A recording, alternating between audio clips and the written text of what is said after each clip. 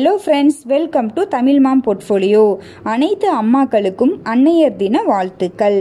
IDFC first bank next yesbank மாறதுக்கு chances அதிகமா இருக்கா or HDFC bank மாறதுக்கு chances அதிகமா இருக்கா அப்படின்ற டாக் வந்து சோஷியல் மீடியால நிறைய போயிட்டு இருக்கு. ஸோ இப்போ IDFC first bank Q4 result issue பண்ணியிருக்காங்க. ஸோ இந்த ரிசல்ட்டை வச்சு நாம் எந்த பேங்காக மாறுறதுக்கு சான்சஸ் அதிகமாக இருக்குது அப்படின்ற மாதிரி பார்க்கலாம். லாஸ்ட் இயர் லாஸ் தான் மேக் பண்ணியிருந்திருக்காங்க. 2864 கோடி லாஸ். பட் இந்த வருஷம் 452 கோடி ப்ராஃபிட் மேக் பண்ணியிருக்காங்க. Q4 ரிசல்ட் அப்படின்னு பார்த்தோன்னா போன வருஷம் 72 கோடி தான் ப்ராஃபிட்டு. பட் இந்த வருஷம் 128 கோடி ப்ராஃபிட். நான் பர்ஃபார்மிங் ஆசெட் 2.6% சொல்லியிருக்காங்க. கிராஸ் நான் பர்ஃபார்மிங் ஆசெட், நெட் நான் பர்ஃபார்மிங் ஆசெட் 0.94% அப்படின்னு சொல்லியிருக்காங்க. பட் லாஸ்ட் இயரை கம்பேர் பண்ணும்போது நான் பர்ஃபார்மிங் ஆசெட் அதிகமாகிருக்கு. ஸோ இது வந்து ஒரு நெகட்டிவ் மைனஸ் பாயிண்டாக நம்ம எடுத்துக்கலாம். கேபிட்டல் அடிக்வேசி ரேஷியோ வந்து 16.32 அப்படின்னு சொல்லியிருக்காங்க.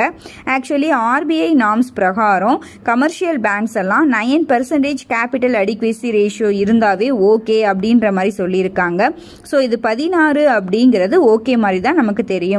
இது வந்து இந்த Q4ஓட ரிசல்ட் தான்.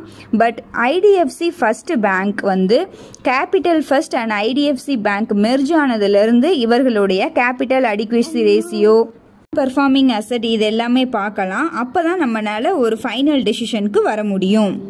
இந்த டேபிள் பார்த்தோன்னா 2018 மெர்ஜ் ஆன டைமில் 5 வருஷத்துக்கு அப்புறம் இவர்களுடைய டார்கெட் என்ன அப்படின்றத ஃபிக்ஸ் பண்ணி அந்த டார்கெட்டை நோக்கி தான் பயணப்பட்டு இருக்காங்க. ஸோ பார்த்தோன்னா காசா ரேஷியோ 2018 ஆவரேஜ் காசா ரேஷியோ எடுத்துப்போம். ஸோ 8.39% இருந்தது. அப்புறம் 9, அப்புறம் 27, இப்போ பார்த்தீங்கன்னா அப்படியே டபுள் மடங்காகி 50.23% இருக்குது. அதாவது current account and savings account வந்து அதிகமாகிருக்கு. போன வருஷத்தை கம்பேர் பண்ணுறப்ப கிட்டத்தட்ட டபுள் மடங்கு அதிகமாகிருக்கு. இதுக்கு காரணம் இவர்கள் வந்து மற்ற பேங்கை கம்பேர் பண்ணுறப்ப IDFC ஃபர்ஸ்ட் பேங்கோட இன்ட்ரெஸ்ட் ரேட் வந்து ரொம்ப அதிகம். அதனால தான் நிறைய current account and savings account நிறைய கஸ்டமர்ஸ் வந்து ஓப்பன் பண்ணியிருந்திருக்காங்க. பட் இப்போ IDFC ஃபர்ஸ்ட் பேங்க் வந்து அவர்களுடைய இன்ட்ரெஸ்ட் ரேட்டை குறைச்சிட்டாங்க. 50% இந்த பேங்க் வந்து டார்கெட்டாக வச்சுருந்தாங்க. ஸோ அந்த டார்கெட்டை அச்சீவ் ஆகிட்டனால இன்ட்ரெஸ்ட் ரேட்டை குறைச்சிட்டாங்க. ஸோ அதனால நெக்ஸ்ட் குவார்ட்டர் ஆர் நெக்ஸ்ட் இயரில் இதே மாதிரி காசா ரேஷியோ க்ரோத் இருக்கும் அப்படின்றது நம்ம எக்ஸ்பெக்ட் பண்ண முடியாது. பட் அவர்களுடைய டார்கெட்டை வந்து அவர்கள் அச்சீவ் பண்ணிட்டாங்க. இது வந்து ஒரு குட் சைன் தான். நெக்ஸ்ட்டு கிராஸ் நான் பர்ஃபார்மிங் அசெட் அண்ட் நெட் நான் பர்ஃபார்மிங் அசெட் பார்க்கலாம். வெறுமனே நம்ம இந்த Q4 ரிசல்ட்டை மட்டும் பார்த்தோம் அப்படின்னா நமக்கு ஓகேவா இருக்க மாதிரி தான் தெரியும் ரிசல்ட்டு. பட் இப்போ 2018 மெர்ஜ் ஆனதுலேருந்து பார்த்தோம் அப்படின்னா கிராஸ் நான் பர்ஃபார்மிங் அசெட் கொஞ்சமாக இன்க்ரீஸ் ஆகிட்டே வந்திருக்கு. இவர்களுடைய டார்கெட் பார்த்தீங்கன்னா 2 to 2.5% தான் இருக்கணும். பட் இப்போ பார்த்தீங்கன்னா 4.15% அதிகமாக இருக்குது கிராஸ் நான் பர்ஃபார்மிங் அசெட். நெட் நான் பர்ஃபார்மிங் அசெட்டும் பார்த்தீங்கன்னா இன்க்ரீஸ் ஆகிட்டே தான் வந்திருக்கு. ஸோ 1 to 1.2 இருக்கணும். ஸோ இவர்கள் வந்து அதிகமாக இருக்குது. நான் பர்ஃபார்மிங் அசெட் அப்படின்றது வாரா கடன் தான். 100 ரூபாய் கடன் கொடுத்துருந்தாங்க அப்படின்னா அதில் மொத்தமாக 4 ரூபாய் வராமல் இருக்குது. அதில் 2 ரூபாய் வந்து ஒதுக்கி வச்சுட்டாங்க, ப்ரொவிஷன்ஸ் எடுத்து வச்சுட்டாங்க. ரிமைனிங் 1 ரூபாய் 86 பைசா வந்து வராமல் இருக்குது அப்படின்ற மாதிரி நம்ம எடுத்துக்கலாம். ஸோ நீங்கள் பிகினராக இருந்தீங்க அப்படின்னா நான் performing asset, net interest margin, அதுக்கப்புறம் காசா ரேஷியோ இதை பற்றிலாம் பேசிக் டேர்ம்ஸ் உங்களுக்கு தெரிஞ்சுக்கணும் அப்படின்னா நாம் ஆல்ரெடி ஒரு வீடியோஸ் மேக் பண்ணியிருக்கோம். ஃபண்டமெண்டல்ஸ் அப்படின்ற பிளேலிஸ்ட்டில் இருக்கும். ஸோ அந்த வீடியோவை பார்த்து தெரிஞ்சுக்குங்க. டிஸ்கிரிப்ஷன் பாக்ஸில் நான் அந்த வீடியோவோட லிங்க்கும் நான் கொடுக்குறேன். ஸோ அதை பார்த்தீங்கன்னா எப்படி பேங்க்கோட ரிசல்ட்டை நாம் பார்க்குறது அப்படின்றது உங்களுக்கு ஈஸியாக புரிஞ்சுக்க முடியும்.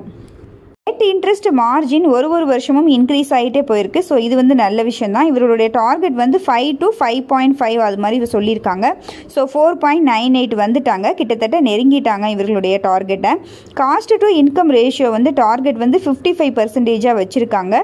ஸோ இப்போ வந்து 78 இருக்குது. ஸோ இது வந்து நெக்ஸ்ட் இயர் கொஞ்சம் குறையிறதுக்கு சான்சஸ் அதிகமாக இருக்குது. ஏன்னா இவர்களுடைய கரண்ட் அக்கௌண்ட் வந்து இன்ட்ரெஸ்ட் கிடையாது. சேவிங்ஸ் அக்கௌண்ட்டோட இன்ட்ரெஸ்ட் ரேட்டை வந்து இப்போ குறைச்சி குறைச்சிருக்காங்க இல்லையா, அதனால வந்து இவருடைய cost to income ratio next quarter and next இயரில் குறையிறதுக்கு சான்சஸ் அதிகமாக இருக்குது. ரிட்டர்ன் ஆன் ஈக்விட்டி இவ்வளோ வருஷமாக மைனஸில் தான் இருந்தது. ஸோ இந்த வருஷம் தான் 2.73 வந்திருக்காங்க.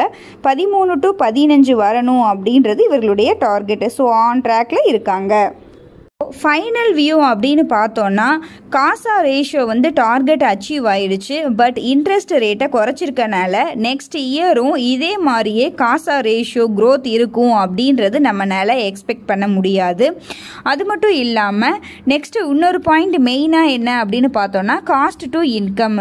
இப்போ தான் இன்ட்ரெஸ்ட் ரேட்டை குறைச்சிருக்காங்க அப்படின்றனால இந்த காஸ்ட் டு இன்கம் வந்து நெக்ஸ்ட் இயர் குறையும். இது வந்து ஒரு ப்ளஸ் பாயிண்ட்டாக எடுத்துக்கலாம். ஸோ அந்த காசாவை வந்து ஒரு மைனஸ் பாயிண்டாக எடுத்துக்கலாம். அது மட்டும் இல்லாமல் மேனேஜ்மெண்ட் மேலே நம்பிக்கை இருக்குது அப்படின்ற பட்சத்தில் நாம் இந்த பேங்க்கோட ஷேர்ஸை வாங்கலாம் ஆர் ஹோல்ட் பண்ணி வச்சிருக்கலாம். மிஸ்டர் வி வைத்தியநாதன் சார் அவர்கள் ஆல்ரெடி அவர் ஒரு வீடியோவில் ஒரு இன்டர்வியூவில் சொல்லியிருந்தார். ரொம்ப மந்த் முன்னாடி நான் அந்த வீடியோவை பார்த்தேன். ஸோ அவரே சொல்லியிருக்காரு, எங்கள் பேங்க்கை நம்பி எங்கள் பேங்க்கோட ஷேரை வந்து நீங்கள் வாங்கி வச்சுக்கலாம். பட் உங்களோட சேவிங்ஸ் எல்லாத்தையும் எங்கள் பேங்க்கோட ஷேர் ப்ரைஸ் வாங்குறதுல வந்து நீங்கள் இன்வெஸ்ட் பண்ண வேண்டாம். ஸோ டைவர்சிஃபிகேஷனாக நீங்கள் இன்வெஸ்ட் பண்ணிக்கங்க அப்படின்னு சொல்லி அவரே சொல்லியிருக்காரு. நிறைய பேருக்கு மிஸ்டர் வி வைத்தியநாதன் சார் அவர்கள் இது மாதிரி ப்ராக்டிக்கலாக பேசுகிறது ரொம்ப பிடிச்சிருக்கும். அவரோட பேங்க்கோட ஃபைனான்ஷியல் கண்டிஷன் இதுதான், ஸோ இவர் எங்களுடைய 5 வருஷ டார்கெட் இதுதான் இது அப்படின்ற மாதிரி ரொம்ப வெளிப்படையாகவே வந்து எல்லா இன்டர்வியூலையும் சொல்லியிருக்காரு. அவரோட ரிசல்ட்லேயுமே மென்ஷன் பண்ணி சொல்லியிருக்காங்க.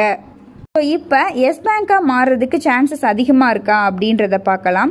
எஸ் பேங்க் வந்து ஹோல்சேல் லோன் வந்து ரொம்ப அதிகமாக கொடுத்துட்டாங்க. ஒரு பிஸ்னஸ்க்கு நிறைய லோன் கொடுத்துட்டாங்க.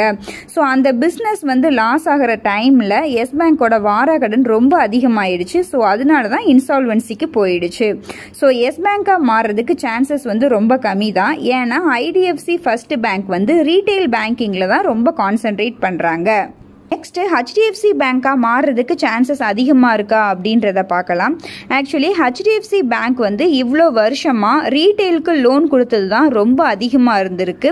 ஸோ அதனால தான் ஹெச்டிஎஃப்சி பேங்க் இந்த அளவுக்கு நல்லா க்ரோ ஆகியிருந்தாங்க. அது மட்டும் இல்லாமல் 25 இயர்ஸாக ஒரே மேனேஜ்மெண்ட் அண்ட் ஆதித்யா பூரி அவர்களுடைய மேனேஜ்மெண்ட் இது வந்து ரொம்ப நல்லா இருந்தனால தான் இந்த அளவுக்கு ரீச் பண்ண முடிஞ்சது அப்படின்றது வந்து நமக்கு தெரியும். பட் இப்போ ஹெச்டிஎஃப்சி பேங்க் ரீட்டைல் லெண்டிங்லேருந்து ஹோல்சேல் லெண்டிங் கொஞ்சம் கொஞ்சமாக மாறிட்டே வர்றாங்க. ஃப்யூச்சரில் ஹோல்சேல் லெண்டிங் அதிகமாக கொடுக்குற பேங்க் வந்து சூப்பர் பேங்காக வருமா ஆர் ரீட்டைல் லெண்டிங் அதிகமாக கொடுக்குற பேங்க் வந்து சூப்பர் பேங்காக வருமா அப்படின்றது வந்து யாருனாலேயுமே கணிக்க முடியாது. ஐடிஎஃப்சி ஃபர்ஸ்ட் பேங்கோட பிஇ மல்டிபிள் இப்போ ரொம்ப அதிகமாக இருக்குது. ஸோ மேனேஜ்மெண்ட் மேலே நம்பிக்கை இருக்குது அப்படின்ற பட்சத்தில் ஹை ரிஸ்க் எடுக்க தயாராக இருக்க இன்வெஸ்டர்ஸ் வந்து வேணால் இப்போ இன்வெஸ்ட் பண்ணலாம். பட் கன்சர்வேட்டிவ் இன்வெஸ்டர்ஸ் வந்து இப்போ இன்வெஸ்ட் பண்ணுறதை தவிர்க்கிறது நல்லது. இது வந்து என்னுடைய கருத்து தான். ஏன்னா நான் பெர்ஃபார்மிங் அசட் ரொம்ப ஹையாக இருக்குது. நம்ம ரிட்டர்ன் ஆன் ஈக்விட்டியை இப்போ கம்பேர் பண்ண முடியாது. ஏன்னா இது வந்து க்ரோ ஆகிற பேங்க் அப்படின்றனால க்ரோ ஆகிற டைமில் வந்து ரிட்டர்ன் ஆன் ஈக்விட்டி வர்றது ரொம்ப ரொம்ப கஷ்டம்தான். பட் நான் பெர்ஃபார்மிங் அசட் கொஞ்சம் குறையிற வரைக்கும் நாம் வெயிட் பண்ணி இன்வெஸ்ட் பண்ணலாம். கேபிட்டல் அடிக்வேசி ரேஷியோ வந்து ஓகேவாக தான் இருக்குது. ஏன்னா லாஸ்ட் இயர் வரைக்கும் குறைஞ்சிட்டே வந்தது. இந்த வருஷம் வந்து நல்ல இம்ப்ரூவ்மெண்ட் இருக்குது. ஃபைனலாக என்னோட வியூ அப்படின்னு பார்த்தோன்னா எஸ் பேங்காக மாறுறதுக்கு சான்சஸ் ரொம்ப ரொம்ப ரொம்ப கம்மி. பட் ஹெச்டிஎஃப்சி பேங்காக மாறுமா அப்படின்னா அட்லீஸ்ட் நாம் வந்து ஒரு 1 or 2 இயர்ஸ் ஆகுது வெயிட் பண்ணி இந்த பேங்க்கோட ரிசல்ட்டை பார்த்தோம் அப்படின்னா தான் நம்மளால் ஒரு கன்க்ளூஷனுக்கு வர முடியும். ஓகேங்க, இந்த வீடியோ உங்களுக்கு பிடிச்சிருந்தது அப்படின்னா லைக் பண்ணுங்கள், கமெண்ட் பண்ணுங்கள், உங்கள் ஃப்ரெண்ட்ஸ்க்கு ஷேர் பண்ணுங்கள் அண்ட் மறக்காமல் நம்ம சேனலை சப்ஸ்கிரைப் பண்ணுங்கள். நம்மளுடைய டெலகிராம் சேனல்லையும் ஜாயின் பண்ணிக்கோங்க. நன்றி, வணக்கம்.